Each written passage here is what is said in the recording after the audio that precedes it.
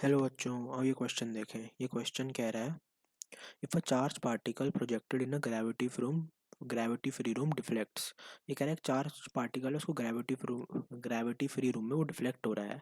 तो हमें बताना है कि किसकी वजह से हो रहा है। मैंने कहा जो डिफ्लेक्शन है, डिफ्लेक्शन हो रहा है। अगर डिफ्लेक्ट हो रहा है, डिफ्लेक्ट्स मतलब एक फोर्स एक्ट हो रहा है उसके ऊपर।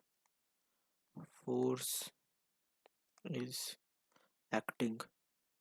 अब देख, अब या तो वो ये इसकी इलेक्ट्रिक फील्ड की वजह से फोर्स हो सकता है, या वो मैग्नेटिक फील्ड की वजह से फोर्स हो सकता है, एंड या और दोनों में से, दोनों हो सकते हैं, या दोनों में से कोई भी एक फोर्स हो सकता है ना। तो there must be an electric field, ज़रूरी नहीं है इलेक्ट्रिक फील्ड की जगह मैग्नेटिक फील्ड भी प्रेजेंट हो फिर भी डिफ्लेक्शन आएगी। ऑप्शन बी कह रहा है there must be an magnetic field, ज़रूरी नहीं है। मे होता तो आंसर हो जाता। अगर मैग्नेटिक फील्ड की वजह से, अगर मैग्नेटिक फील्ड की वजह से सिर्फ इलेक्ट्रिक फील्ड पे तब भी डिफ्लेक्शन आएगा। ऑप्शन सी कह रहा है both fields can not be zero. ये सही है यार। अगर इफ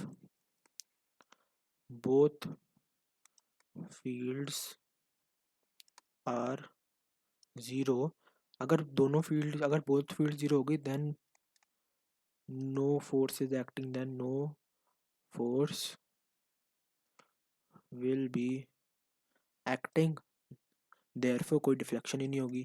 ये कह रही बोथ, और ये जो, और ये देखो एक बार, सॉरी, अब ऑप्शन डी देखो, both fields can be non zero. देख, कंबाइंड इफेक्ट में भी तो मूव कर सकता है। जब कंबाइंड इफेक्ट में भी तो मूव कर सकता है दोनों के। तो both fields can be non zero, ये भी आंसर हो सकता है। क्योंकि अगर दोनों एक्ट कर रहे हैं तो दोनों के एक रिजल्टेंट फोर्स आएगा, उसके रिजल्टेंट फोर्स के अलॉन्ग भी डिफ्लेक्शन आ सकती है। इजी सा क्वेश्चन था यार, होपफुली आपको समझ आ गया। Thank you and best of luck.